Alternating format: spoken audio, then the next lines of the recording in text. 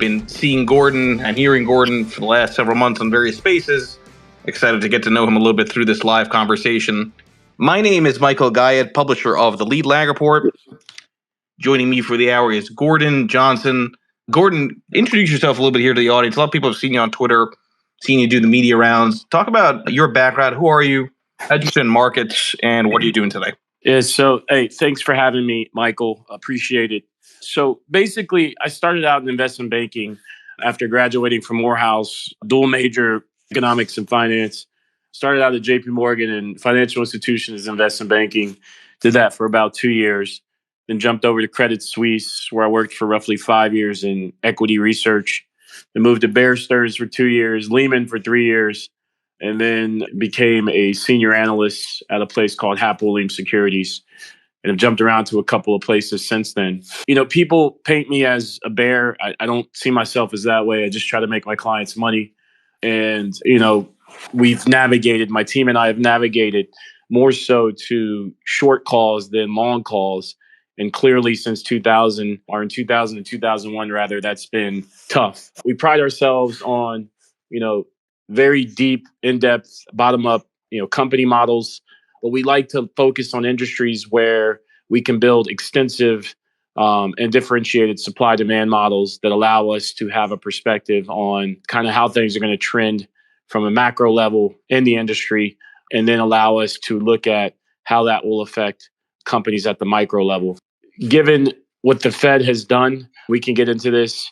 We've had to become experts. I wouldn't say experts, but we've had to become versed, if you will, in macroeconomics. And as anyone knows, that involves thousands of data points. You can never perfect it, but we attempt to keep track of a number of macro data points, be it the U.S. housing market, Fed interest rates, Fed policies, the different levers in the Chinese market, be it real estate, excavator sales, et cetera. A number of U.S. specific data points, be it semiconductor exports, things like that, durable goods orders, et cetera. So, I could go on for, we probably tracked about, 10,000 data points, and, it's never easy. But I guess that would be a general background of who we are. All right, start with some of the experience you've had at other larger firms on the sell side, research side of things. Talk about how you view sell side research as somebody who lived that for a while versus buy side. Let's first define what sell side versus buy side is. And if you think some of the criticisms around traditional Wall Street sell side research are justified, again, given that you spent a good amount of your career doing that. Yeah, so, I'm a sell side analyst, and effectively what we do is, in general, we're supposed to have, ratings and price targets, 12-month price targets on companies. And we're supposed to do in-depth research that involves, no bias, really involves no bias, and, comes up with the price target based on what we think a company is going to earn, what historically that company's industry trades at. You come up with an EPS number that you think they're going to earn a year, 2 years out. You look at what the average multiple in that industry is, apply the multiple to the EPS number. If it's 2 years out, discount it back using a weighted average cost of capital, and you have your price target. If the price target's above where the stock's at, it's a buy. If it's below, it's a sell. So that's in general what we're supposed to do. And when I first started in research, I would say I was a bit naive because I was a junior guy. But as I became more senior, it became clear to me that that's not really what's done. If you think about it, if you're working at a bulge bracket investment bank and you're a research analyst and you get 10 out of 10 of your stock calls right, you get some trading revenue. However, if you appease a management team and make them like you, and they raise $1 billion, and your investment bank is, at the top of that, deal sheet, you make a lot more money. So as I became more senior, I learned that sell-side research is not unbiased at all. In fact, one of the main reasons I started my own firm was because we like to have sell ratings as well. And in the firms that I was working at, having sell ratings meant, significant tension, if you will, with management. And I believe that it's gotten exponentially worse, sell-side research, over the past, I would call it 2 to 3 years, particularly since QE Infinity. And let me explain. Valuations right now across the board are ridiculous. The S&P 500 is trading at a multiple that I don't think it should be trading at. In fact, if you look at, go back to 1970, every year that CPI averaged above 5%, the SPX traded at 12.2 times. If you look at what people are projecting for S&P earnings next year, you apply 12.2 times to that number, you're talking about a number below 3,000. So what's happened is sell-side research analysts have had to come up with reasons to stay bullish, some of which border on the line of absurdity. And I don't want to single out any individual stock, but we cover a number of stocks. We're most popular for Tesla, but we covered 19 other stocks, all of which we're just enthused about. Some we have buy ratings, some we have sell ratings. But I believe that a combination of reckless quantitative easing that has driven financial assets primarily, and now we're seeing it in broad-based inflation, but has driven stock prices to levels they should not be at, as well as, in my view, my friend Jim Chanos calls it the golden age of fraud, but a complete breakdown, in my view, of the SEC, just allowing rampant securities violations, frauds, pump and dumps, etc. I believe the sell side has, prostituted itself out and come up with reasons for these valuations that border on the line of, again, absurdity.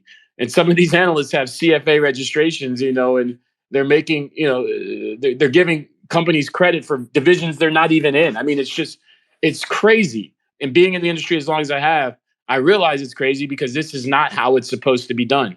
But nonetheless, this is how it's being done. Is there anything that you can think through that would make these conflicts less there? I guess, like, a way of saying, I mean, obviously, there's always going to be a degree of conflicts of interest, but the answer is usually you have a Chinese wall, you have different departments being unable to speak to each other. But we know that there's always a degree of porousness to that. But if you think about the industry overall, how can some of this stuff be improved? I mean, I think you need, at the end of the day, that's a great question because it's tough, right? But you need regulatory oversight. If you have an analyst out there saying, a cookie company, all they do is make cookies, but you're giving them a valuation for planes they're going to build 10 years out, there should be potential consequences for that. Because, if bulge bracket bank A, and that could be Goldman, Morgan, Credit Suisse, Deutsche, whatever, their analyst is saying this stock is worth $10 when really it's worth $4, you're going to have some mom and pops that buy that stock, and maybe they make a lot of money near term, but longer term, they're going to lose their shirts.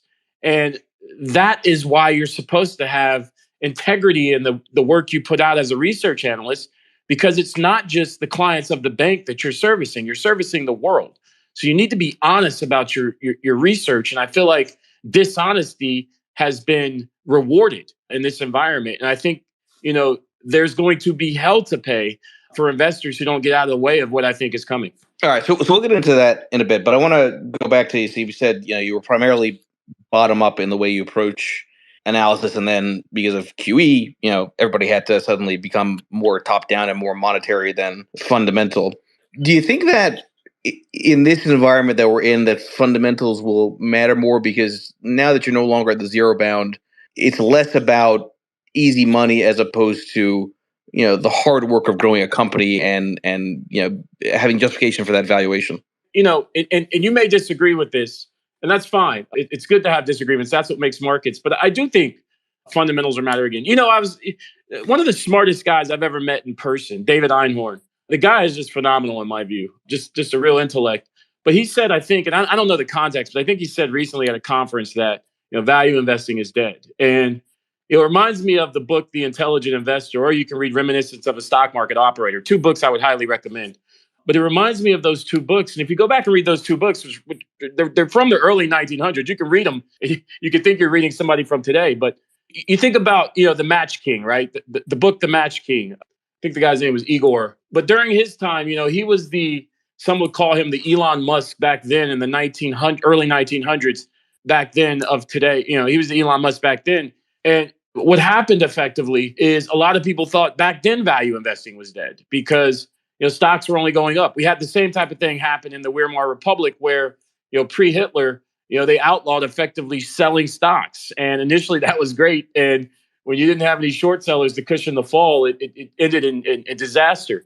Look, I think the market goes in cycles, and history doesn't repeat, but it resembles, a great quote by my buddy George Noble. But, I think that what's happened now, and I want to get into the bond vigilantes. I want to talk about this because I think this is one of the most important dynamics that is being largely ignored right now. But the bond vigilantes, what happened in the UK and what that means for a Fed pivot. But I don't think the Fed can pivot, and I don't think global central banks can pivot because inflation, in the words of Charlie Munger, is the only thing worse than inflation is nuclear war. And I think history has proven that.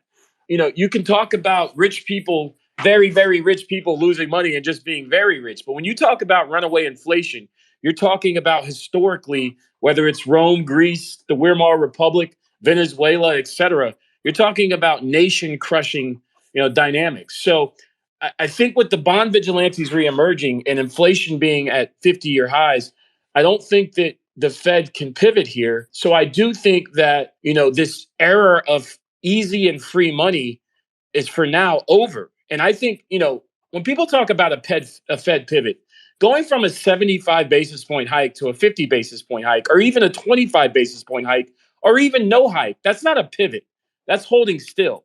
A pivot would be doing QE again, right? We're seeing QT done now. And if you look at, so the point is, I think we need QE again for a real pivot, right? For these assets to really start, the bubbles to start building again, i.e. money being created out of thin air, or effectively counterfeiting, if you will, by these central banks to really start to get the bubbles growing in. And if they make that pivot, I will not make the same mistake. Everything's a buy then, but we're not there yet. So I think value investing will come back.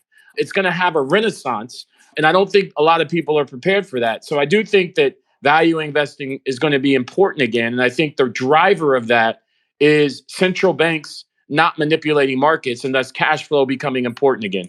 Yeah, and I certainly think that makes a lot of sense. I mean, one of the things that easy money does is it rewards those companies that are taking on excessive debt and takes the pressure and urgency off of having profits and cash flow, because you can keep on rolling over debt at effectively no cost of capital, right? So now that you've got a much more meaningful cost of capital, then presumably those companies which are cash flow heavy, don't have a large amount of leverage, those are the ones that will be rewarded. And you can argue that those are the ones that should be rewarded because they're doing the right thing as opposed to just taking advantage of the money printer. Correct.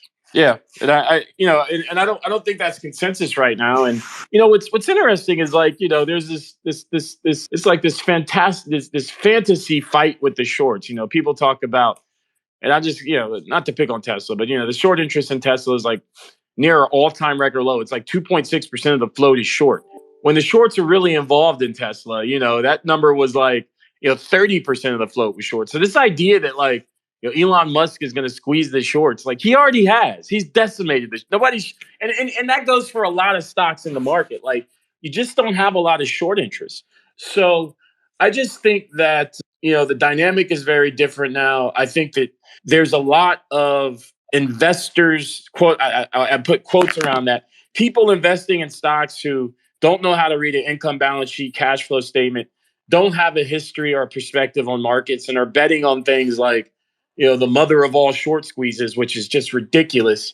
And all these conspiracy theories that I think is really going to hurt people. It's funny. I'll leave. This is an anecdote. My broker in New York, it was a mother-daughter team. And when the market was ripping in 2020, I was trying to sell my place. And I asked the mother, I'm like, are you investing in stocks? And she's like, I'll never invest in stock again. I'm like, why? And she's like, basically she got into the market right ahead of the 2020 tech crash. And she's like, it's, every time people get excited, it's similar to what I'm hearing now. And I just say that to say, a lot of these conspiracy theories and reasons people are investing in stocks right now that are unfinancial, not non-financial related, non-cash flow related, I think is going to end up hurting people. And it's really unfortunate. Let's go to some of the audience. Yeah, Dan, great question. Look, I'm not the perfect guy there. Einhorn is way smarter than me. But what I'll say is, if I had to put it into a sentence, I'd say it's your ability to generate cash on your business. I think that, this non-GAAP accounting, I remember the first time I saw adjusted revenue. It was for one of the solar companies I follow. I cursed for about 5 minutes straight. This non-GAAP accounting, for instance, the idea, I got into a big argument with a big client of mine just the other day, and he was, we went through this long analysis of why, we had to adjust out, stock-based comp, reported SG&A to get pure. And at the end of it, we spent like hours, and I'm like, you know what? This is ridiculous. I'm like, if this guy was paid in cash, it would run through SG&A. The idea that it's paid in stock-based comp and thus we adjust it out for some non-GAAP metric, it's just not reality.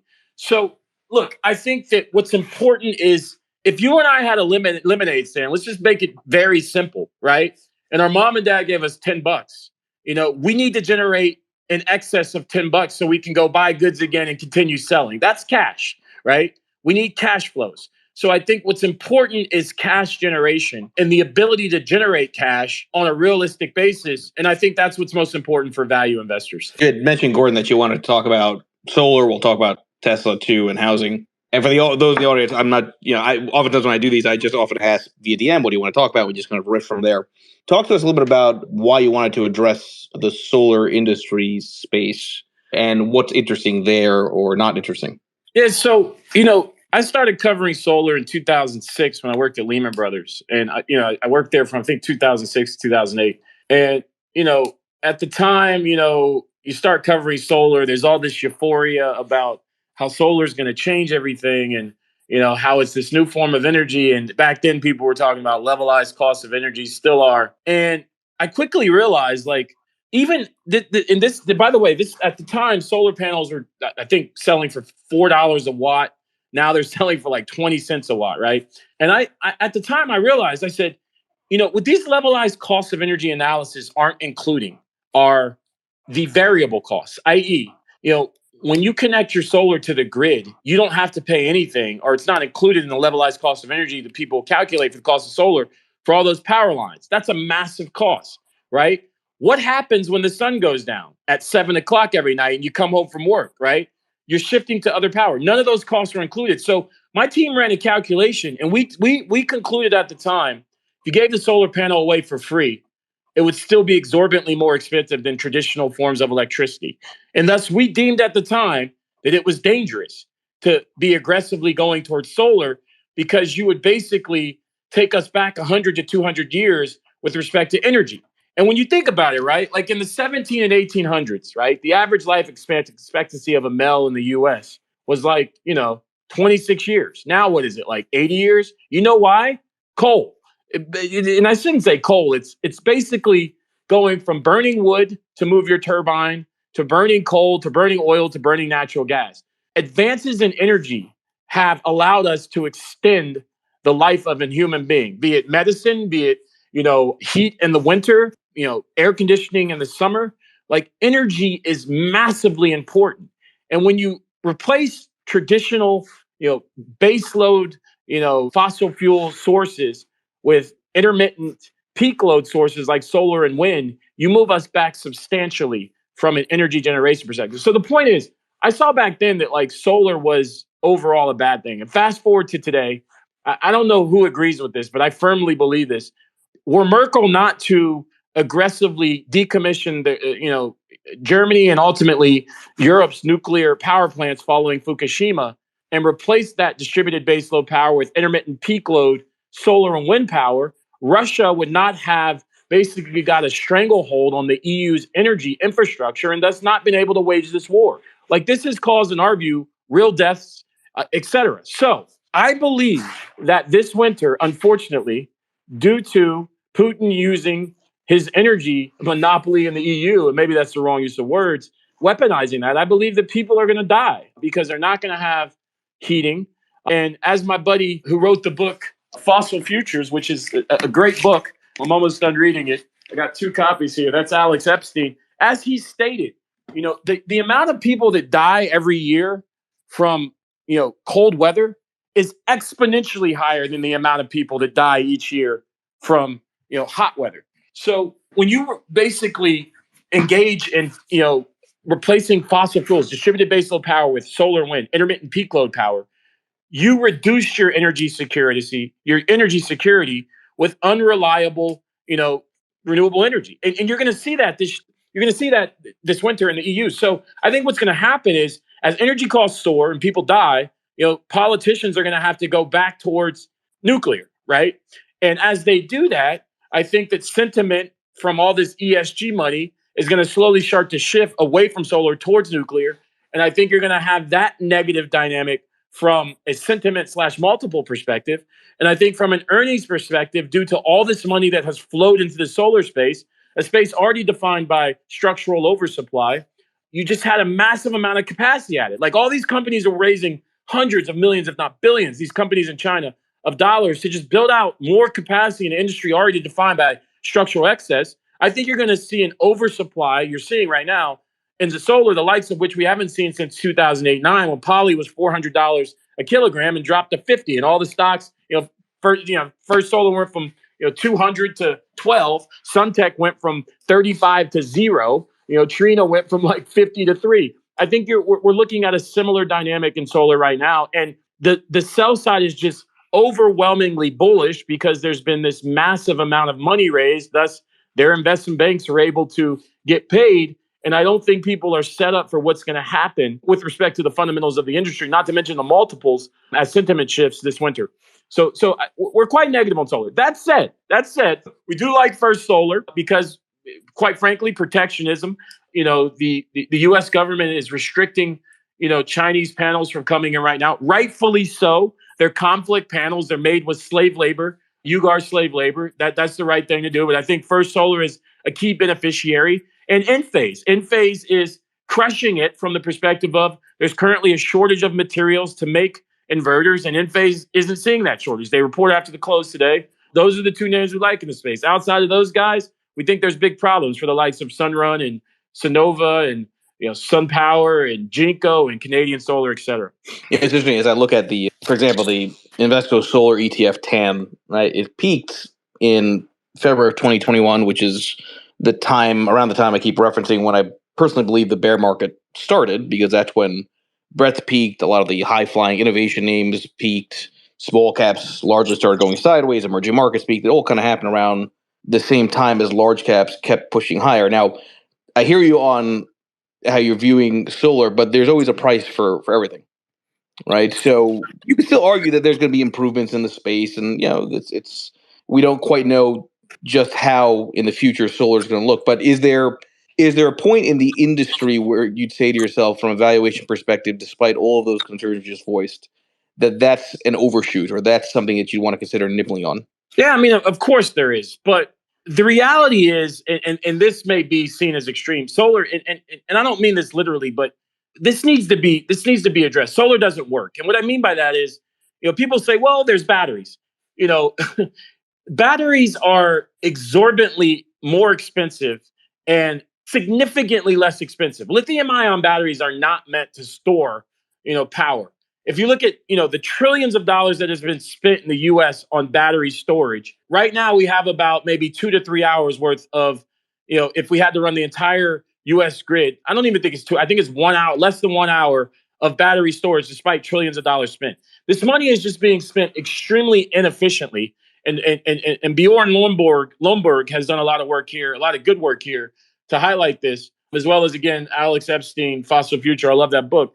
But, it's just money is not being spent efficiently. And batteries are not the answer.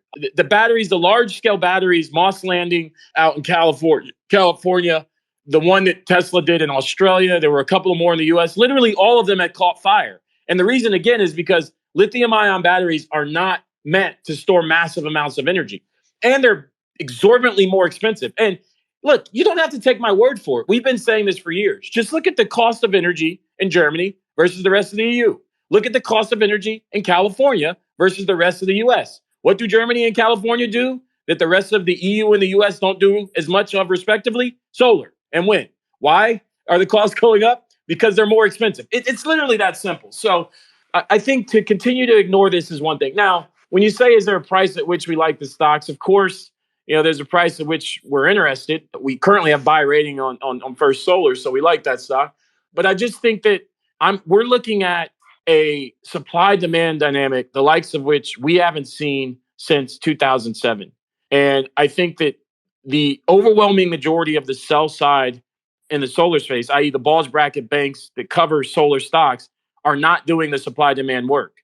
They're simply out cheerleading these stocks so they can continue to win investment banking business. So I think that the the forthcoming price collapse that you're going to see across the board is going to shock and awe a lot of people. And given that people are so weighted positively towards these stocks, I think that that's going to have a profound impact on the valuations. Let me just reset the room for the remaining 25 minutes or so. Everybody here, please make sure you follow Gordon Johnson, who obviously puts out quite a bit of research and has some unique takes on various parts of the market. It's always good to listen to everybody and anybody. So I always encourage people to follow those, whether they agree with them or don't agree with them. A lot of people seem to be following me that don't agree with me. So I'm a little bit talking from experience. Again, this is Michael Gayed, publisher of the Lead Lag Report. All right, now, it's funny. I'm looking at the thread in the space, and I've made this point before, Gordon, that the Bitcoin equivalent in terms of narratives is Tesla in the equity space, right? And I'll tell you where I'm not saying that in a disparaging way. What I'm really addressing, and I used this line a lot last year as Bitcoin was near its peak, and you had all these laser eyes and a lot of these narratives that ended up proving out to not be true. That when an investment becomes a religion, it's time to lose faith, right? Which is basically the idea that if everybody believes that something with certainty, the one thing that tops and bottoms have in common is overconfidence by the crowd. Right. And I still see that in certain areas, and I certainly see a very aggressive narrative response against those who are bearish on Tesla, because there are a lot of people that are big fans of Elon Musk, right? I certainly, by the way, Elon Musk, if you do buy Twitter, if you do take Twitter and you hear this space, I'm sorry for anything I've ever said to you about you on Twitter. But I want to hear your take on Tesla, because you've noted that you're kind of known as this Tesla bear. You can argue you've been right at times, wrong at times. Lay out your thesis for Tesla. Why are you so negative, and what do you think that people have wrong about Tesla? Yeah. So first, I want to just address this love fest with Elon Musk. Look, this is a guy who called a hero in Thailand a pedophile. The guy who risked his life to go save those kids in that cave. Elon Musk tried to do the submarine, and the guy said it's not going to work, and he called him a pedophile. This is a guy who said he was going to solve the Flint water crisis. In all of these things, he comes out and says he's going to help. He gets mass media acclaim, and then there's no follow-up. He didn't solve the crisis. He sent a couple water filters. He said that when COVID hit, that he was going to make ventilators. He didn't make ventilators. He bought a couple CPAP machines from China and sent them to hospitals with the Tesla logo on it. By the way, Ford and GM did repurpose their facilities to make ventilators. This is a guy who, it said that he was near bankruptcy in 2018, and he did the funding securities violation, saying he had funding secured to go private when he didn't. The SEC, basically prosecuted him for that. This is a guy who said that, he was going to have 100 robo-taxis on the road in 2020. And then, there's not one robo-taxi on the road, but yet he raised billions of dollars on the back of that. And then we have the Hulu documentary with former employees from Tesla saying that, the claims he made, according to them, were aggressive, and it goes on and on and on and on and on. This is a guy who at Battery Day said that they were going to, do all these things with respect to their batteries. And the recent teardowns of the 4680 cells suggest that all those things he said were fictitious. And I could go on and on. So the love for Elon Musk, I think, it needs to be put into perspective. Now, with respect to why we're negative on Tesla, let me say the positive.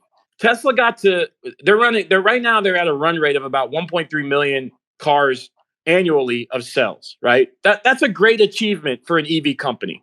Admittedly, the bears 5 years ago didn't expect Tesla to get to that level. Keep in mind, our clients were begging us to cover Tesla for years, and we said no. We didn't pick up coverage of Tesla until 2018. And the reason is because it just didn't make sense. If you looked at the business, you would think the stock would be trading at $5 and it was trading at 200. So let me just explain very simply why we're negative on Tesla. Right now, Tesla is valued at more than the next 10 largest automakers combined. Yet they sell just 2% of the cars those automakers do. So why are people paying such a premium for Tesla? The reason is because Tesla says they're going to grow at 50% every year forever, right? Here's the problem. Right now, Tesla is running two of their basically four car plants at 10% utilization. Texas and Berlin are running at 10% utilization, and Shanghai is intentionally being run below capacity. Despite that fact, they just did a massive price cut, 10% pretty much across the board in China. In US dollar terms, you're talking about a 17% price cut. And lead times have effectively fallen to zero. 1 to 4 weeks in China, their largest and only profitable market. And, effectively in the US, lead times are extremely low. And in Europe, they're not great either. So this is a company that if you look at, if you look at Q2 plus Q3 versus Q1 plus Q4, and the reason we do this is because Tesla's Shanghai plant was shut down in Q2. And the thought then was that they're going to sell all those cars in Q3, right? So Q3 and Q2 versus Q1 and Q4, right? Their sales were actually down in Q2 versus Q2 plus Q3 versus Q1 plus Q4. This is a company that's no longer growing. So they're valued for massive growth. They're being valued at like 75 times trailing 12 months earnings, trailing 12-month earnings. The industry trades at 5 times. They're no longer growing. They're cutting prices, and they're running their existing facilities at below capacity utilization, significantly below. And despite all that, in Q3 and Q2, they produced more cars than they sold. The last time they had 2 consecutive quarters of producing more cars than they sold was in 2017, when people were questioning the viability of the company. And by the way, Mike, they're guiding production above sales again in Q4. 3 consecutive quarters where they made more cars than they sold. That'll be a first time ever. That is the quintessential definition of a company that has a demand problem. Yet these guys are valued as if not only are they selling everything they make, but they're going to continue to do it profitably, and they're going to grow at 50%. We think this facade is going to come thoroughly crashing down imminently. Sales data came out of China just today for the most recent 7-day period. Their sales in China for the month of October are trending down like 80% month over month, despite the fact that they said, hey, the reason why we missed Q3 deliveries versus consensus by 20,000 cars roughly is because there's cars that are in transition. If you look at their China sales, there's 80% collapse month over month. And if you look at the only 4 countries in the EU, Norway, Netherlands, Spain, Sweden, that report daily registrations, their sales have imploded month over month as well.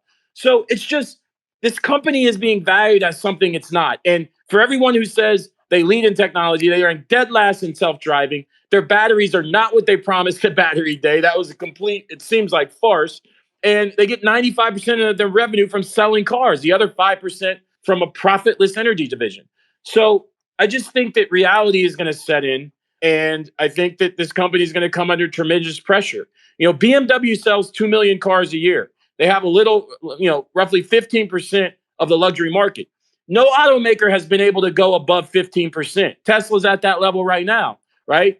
That's a great feat. But BMW is valued at $45 billion, not $650 billion. At $45 billion, Tesla's a $15 stock. So we tip our hat off to them getting to where they've gotten to. But I think these aggressive promises, these vaporware products, the FSD that doesn't exist, the Tesla semi truck that I think they're going to deliver maybe 1 or 2 trucks to Pepsi. It's going to be, I mean, it's just, it seems like it's being done for, aesthetic purposes. And, the Roadster and the Cybertruck that is not going to be sold for the specs that they said, in our view. I just think it's all a big problem. And I think a lot of it has to do with quantitative easing. I think a lot of it has to do with, a regulatory oversight function in the U.S. that has basically gone on vacation.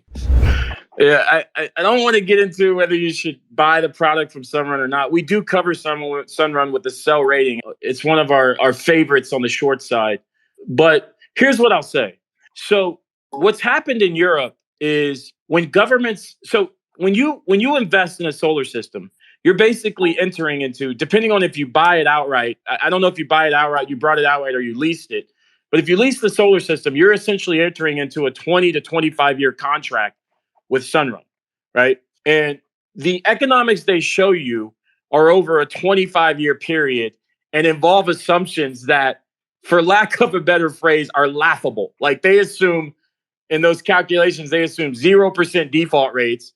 They assume a 5% cost of capital when their zero bonds are yielding like 12% today. By the way, cost of equity is higher than the cost of bonds because bonds are senior on the capital stack. Yet, so that means their cost of capital should be at least 12% theoretically, but they're assuming 5%.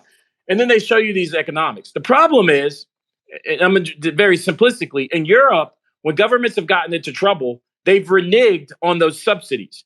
So without subsidy, as you know, solar makes no sense. It's just way too expensive.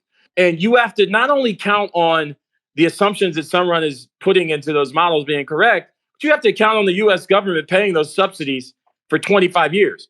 What if the Republicans take over, right? Are they going to continue paying these net metering subsidies? Are they going to retroactively cut your incentives? That's been done before in Italy, Spain, and a number of other EU countries.